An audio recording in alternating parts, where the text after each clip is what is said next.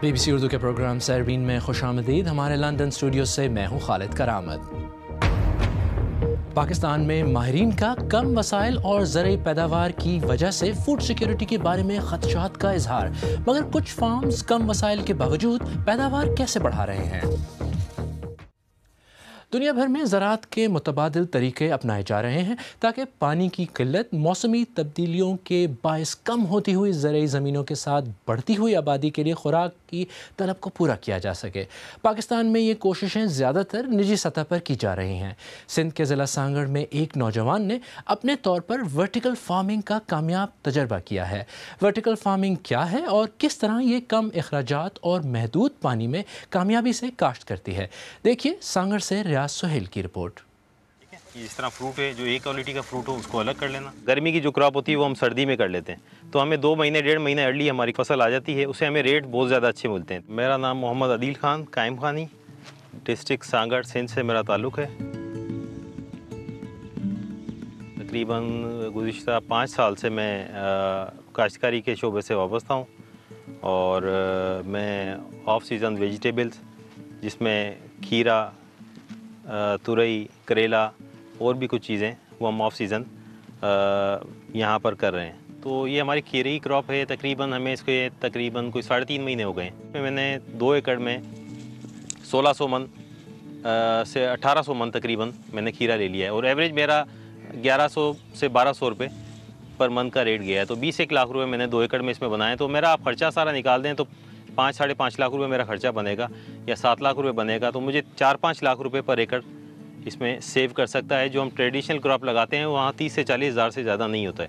तो ये यहाँ बेनिफिट हुआ कि आप 1 एकड़ में समझे ना कि 1 एकड़ में जहाँ आप वहाँ 10 एकड़ में कमाएंगे वहाँ आप 1 एकड़ में कर सकते हैं। अगर नॉर्मल हम क्रॉप कोई लगाते हैं तो हमें 8 फुट का बेड बनाना पड़ता है, उसमें हमारी बेल नीचे चलती है। वर्टिकल में ये होता है वो सीधी 3-3 फुट पर हम लगा लेते हैं, तो सीधे ऊपर 4 फुट 5 फुट वेजिटेबल नेट पे ऊपर हमारी बेल चली जाती है, उससे हमें काफ़ी फ़ायदा होता है।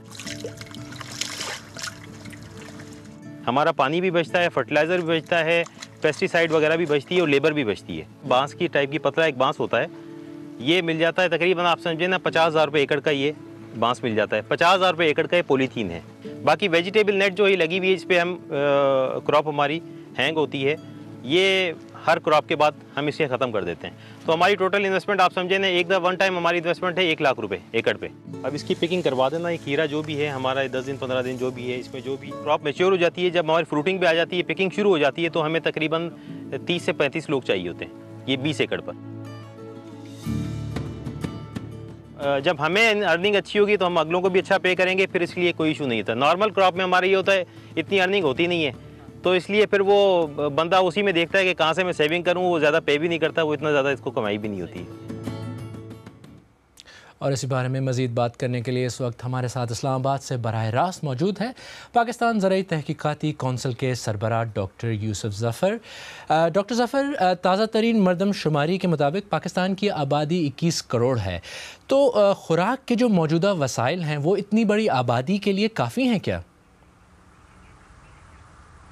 पाकिस्तान जो है इस लिहाज से खुशकिस्मत है कि ये ऐसे ख़ित्ते में वाक़या है कि जहाँ शुमाल में बड़े बड़े पहाड़ हैं और हमें जो है यूरोप का फल सारा सेब, खुबानी और आड़ू मिल सकता है।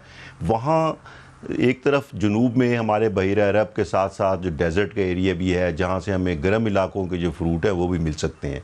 फिर 10,000 नहरों का जाल है जो ब्रिटिश टाइम में बनाया गया था और 5 दरिया हैं, तो वसाइल की तो कमी नहीं है कि ये ख़ित्ता इस काबिल है कि ग्रीन बास्केट बन सकता है और वो फूड जो है 21 करोड़ लोगों को बआसानी फ़राहम कर सकता है, बशर्ते कि उसका इस्तेमाल सही हो।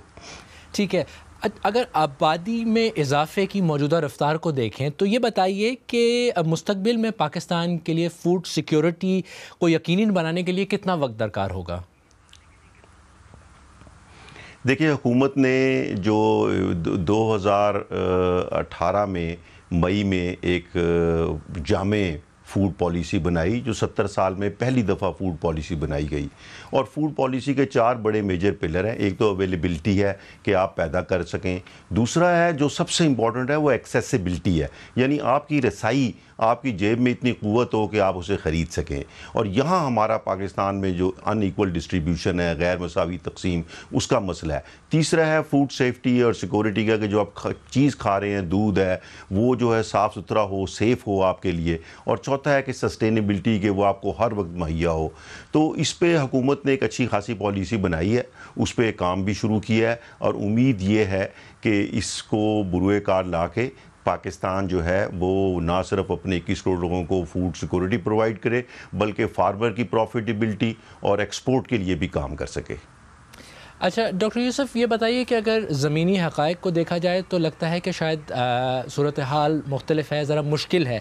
तो ये बताइए कि वसाइल की जो कमियाबी की जो इस वक्त सूरत हाल है, क्या आपके ख़्याल में इनका गलत इस्तेमाल नहीं हो रहा?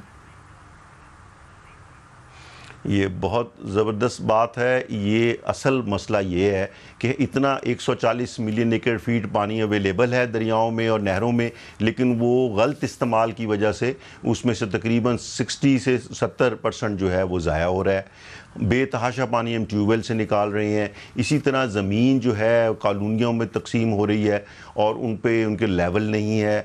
इसी तरह जो हमारी पैदावारी लागत है वो बहुत ज़्यादा है। तो जो इसमें जो गलत इस्तेमाल है वसाइल का, उसका बहुत बड़ा दखल है कि जहाँ हमें तरक्की की रफ़्तार पर, जिस रफ़्तार को हासिल करना चाहिए, तरक्की की जिस मंजिल को पहुँचना चाहिए, हम उससे काफ़ी दूर हैं। डॉक्टर यूसुफ, हमसे बात करने का बहुत बहुत शुक्रिया। यहाँ मैं बताता चलूँ कि आज सैरबीन की बड़ी ख़बर थी, ज़राअत के वसाइल का इस्तेमाल कैसे किया जाए। दुनिया भर में ज़राअत के मुतबादिल तरीक़े अपनाए जा रहे हैं ताकि पानी की किल्लत मौसमी तब्दीलियों के बायस कम होती हुई ज़रई ज़मीनों के साथ बढ़ती हुई आबादी के लिए खुराक की तलब को पूरा किया जा सके। पाकिस्तान में ये कोशिशें ज़्यादातर निजी सतह पर की जा रही हैं।